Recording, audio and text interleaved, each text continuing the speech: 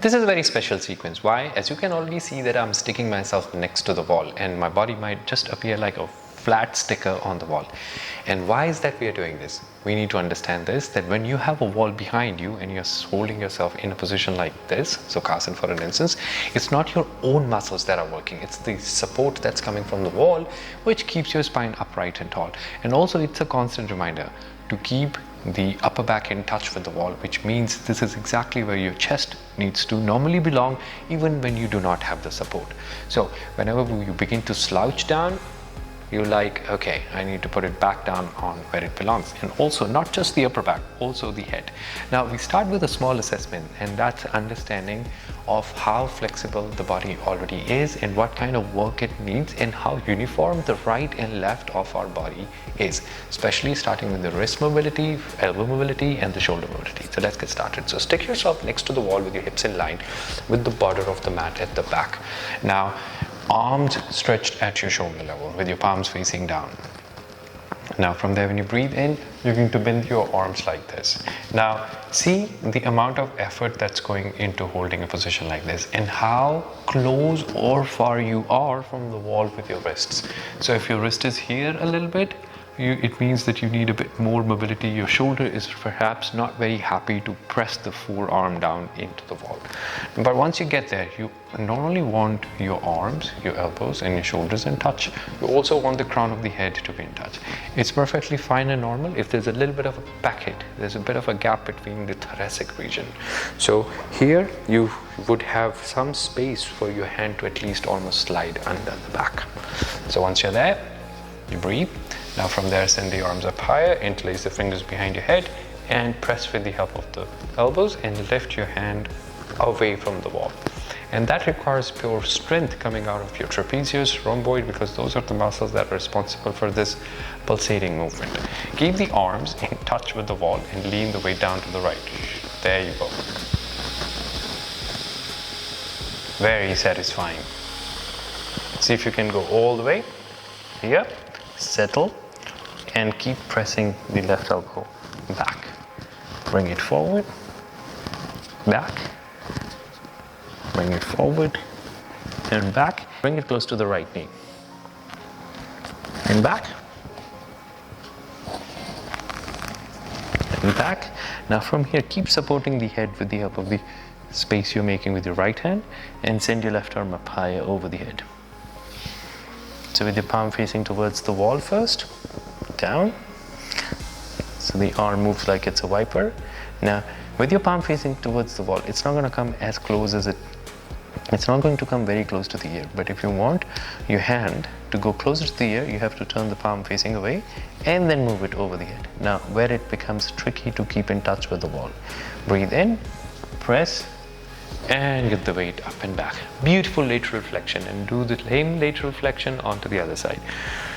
So remember how we got started, fingers nicely interlaced, spine, upper back muscles all engaged. So even if you're a bit further away from the spine, a bit further away from the wall today, it's perfectly fine. Be kind to yourself and be a bit forgiving. Settle this way. Left, right arm would like to go away from the wall, which is fine, can happen. Bring it closer to the knee.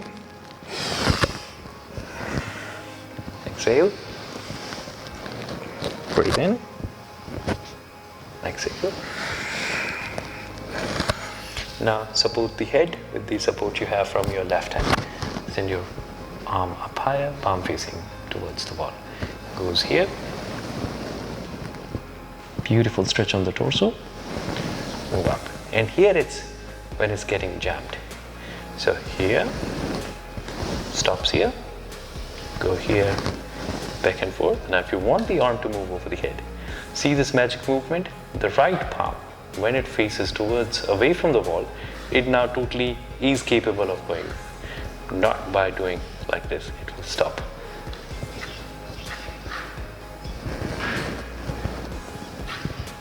So I want you to experience this. So slowly when you breathe out, press against the floor and get the weight back to the center and relax.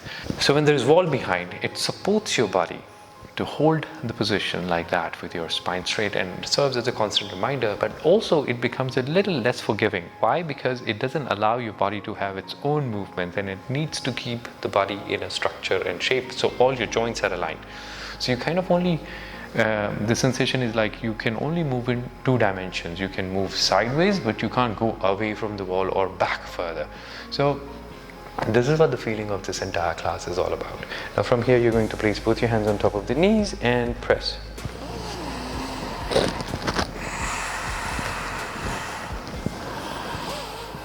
Helps you gain the entire length of the spine, a little bit of a back release here.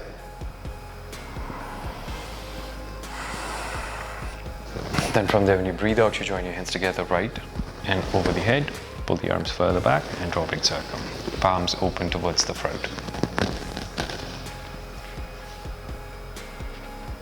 Beautiful opening of the chest.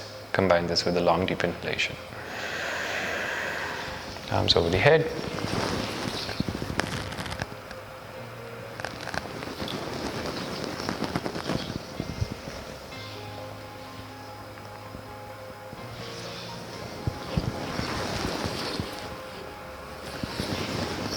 Now come at your shoulder level, press the palms into the wall and take your upper back away from the wall.